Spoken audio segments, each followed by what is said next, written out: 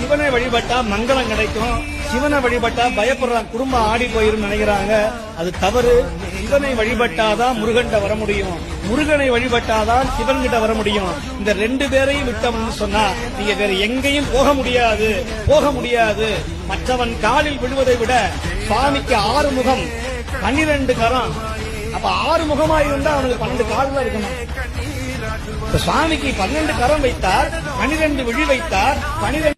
சிவனை வழிபட்டா மங்களம் கிடைக்கும், சிவனை வழிபட்டா பயப்படுறாங்க, குடும்பம் ஆடி போயிரும் நினைக்கிறாங்க. அது தவறு.